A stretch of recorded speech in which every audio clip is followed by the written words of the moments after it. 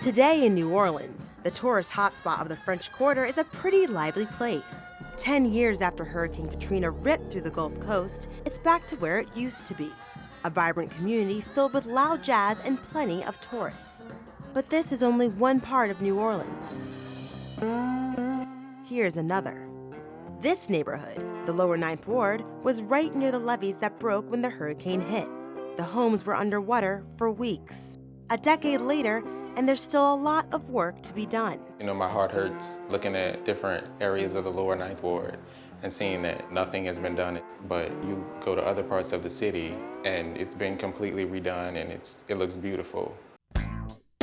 Lance Sumler was 13 years old when Hurricane Katrina swept away his grandmother's home in the Lower 9th Ward. Why do you think we still need to fix the Lower 9th Ward over other parts of New Orleans? This is a part of the city that got hit the absolute worst.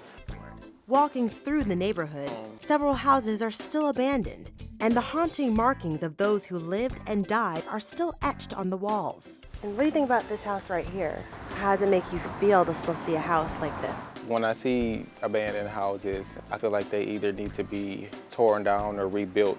It makes me wonder why no one really cares enough to do anything about it.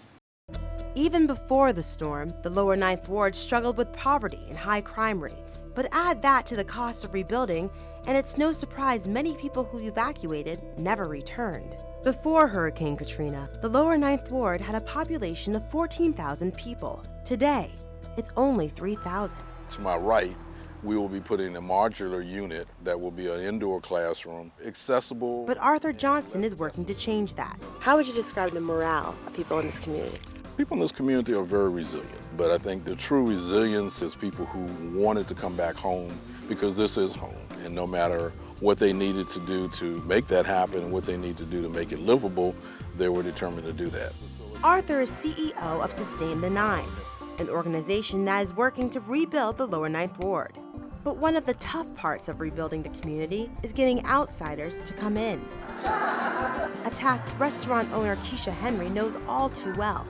She opened up the first sit-down restaurant in the Lower 9th Ward 7 years after the storm. It exposes the neighborhood to people who may have said, I'm not going over there. Keisha grew up in New Orleans. After Katrina, she made a risky business decision to open a restaurant in the struggling Lower 9th Ward.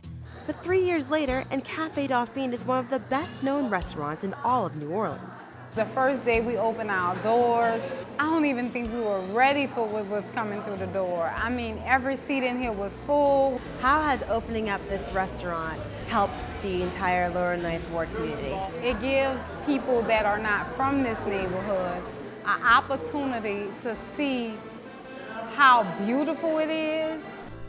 The restaurant has attracted a variety of tourists and created jobs for the residents here. The longer we're open, it shows companies that we're a viable neighborhood and we can sustain businesses in all avenues. Even after a natural disaster as catastrophic as Katrina, people living in New Orleans still have faith. When you talk to people here, they're here. Maybe there's 1 or 2 houses in a block that had 10 houses, but it's home. It's a place where they want to be. I think it's definitely possible to progress and come back better than we were before. 10 years later, I think it still has the same feel. The people here that were raised here are still here and the love doesn't change. Ariel Hickson, Channel 1 News.